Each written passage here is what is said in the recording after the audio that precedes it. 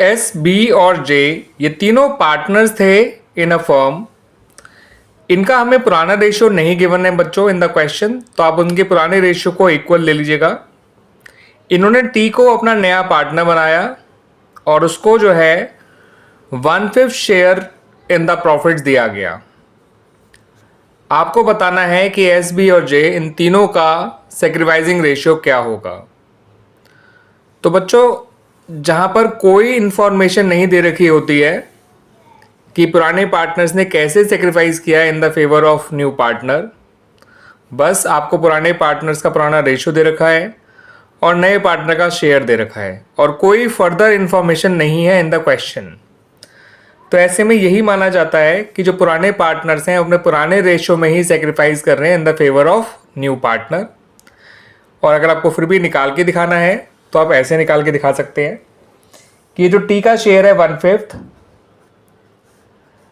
ठीक है बच्चों, इस 1/5 शेयर को तीनों ने इक्वली यानी अपने पुराने रेशियो में ही कंट्रीब्यूट किया है, उसके लिए सेक्रीफाइस किया है। तो तीनों का सेक्रीफाइस निकल कर आ जाएगा बच्चों 1/15, 1/15 और 1/15। और इसका रेशियो निकालेंगे तो क्या आएगा बच्चों 1:1:1। तो इस तरह से इनका सेक्रीफाइसिंग रेशियो आ गया। क्लियर बच्चों? पी और क्यू पार्टनर्स हैं इन द रेशियो 5:3। उन्होंने आर को नया पार्टनर बनाया फॉर 1/4 शेयर और आर ने कहा कि वो 75% जो है वो पी से लेगा, यानी अपने शेयर का 75% तो वो पी से लेगा और अपने शेयर का बचा हुआ हिस्सा वो क्यू से लेगा। आपको बताना है इनका सैक्रिफाइसिंग रेशियो क्या होगा पी और क्यू का। तो बच्चों यहाँ पे इन्होंने क्वेश्चन में खुद बता रखा है कि जो आर है वो अपने हिस्से का 75% जो है वो पी से ले रहा है।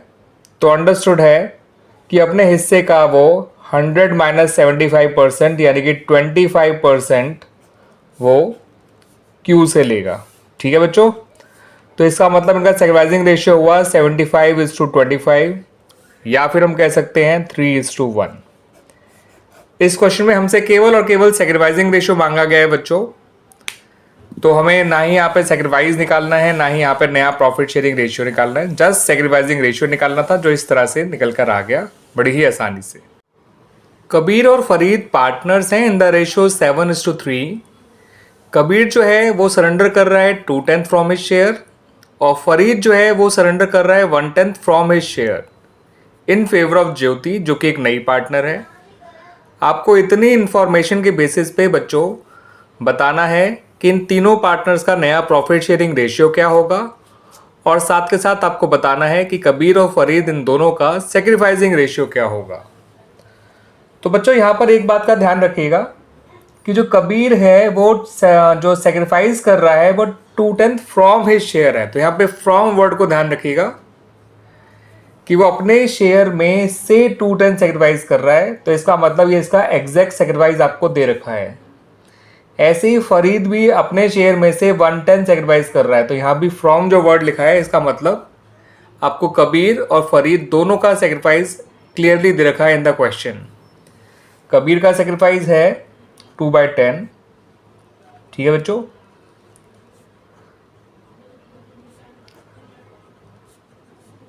फ्रॉम हिज शेयर का मतलब वो एग्जैक्टली इतना ही सैक्रिफाइस कर रहा है in the favour of new partner. ऐसे ही फरीद भी 1/10 ही सैक्रिफाइस कर रहा है इन फेवर ऑफ न्यू पार्टनर जो कि है ज्योति। अब रही बात सैक्रिफाइसिंग रेशियो की, वो तो आप ऐसे ही निकाल सकते हैं इनको कंपेयर करके, वो आ जाएगा 2:1। This is the sacrificing ratio.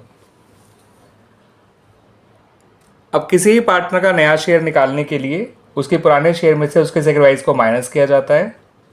तो कबीर का नया शेयर आ जाएगा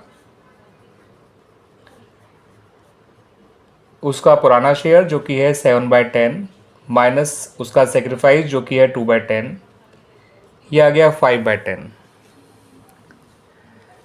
फरीद का नया शेयर निकालना है